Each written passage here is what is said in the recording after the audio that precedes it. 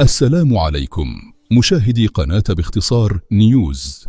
في مشهد لا ينسى من قلب غرفة ملابس نادي الهلال علت أصوات الفرح وتجلت ملامح الانتصار، حيث عانق لاعبو الزعيم المجد واحتفلوا على طريقتهم الخاصة بعد تحقيق فوز يعد من الأبرز في تاريخ النادي. لحظات احتفالية صاخبة عاشها اللاعبون بعد إسقاط العملاق الإنجليزي مانشستر سيتي في مباراة وصفت بالدرامية والمثيرة. الهلال ممثل العرب في كأس العالم للأندية تمكن من قهر بطل أوروبا ب4 أهداف مقابل 3 في لقاء ملحمي امتد إلى الأشواط الإضافية ضمن منافسات دور 16 من البطولة المقامة على الأراضي الأمريكية. انتصار تاريخي لم يكن سهلا، بل جاء بعد مواجهة نارية بين طرفين من العيار الثقيل. أظهرت شخصية الهلال وروحه القتالية حتى اللحظات الأخيرة. بهذا الفوز الكبير انتزع الهلال بطاقة التأهل إلى ربع نهائي البطولة ليضرب موعدا مع فلومينينسي البرازيلي الذي أطاح بدوره بإنتر الإيطالي في واحدة من المفاجآت الكبرى.